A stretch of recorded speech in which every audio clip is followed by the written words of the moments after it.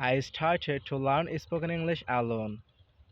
I failed alone, I struggled alone, and I'll become good at English speaker alone. So if you want to learn spoken English, you should start alone so that you can enhance your English pronunciation alone without help from another learners.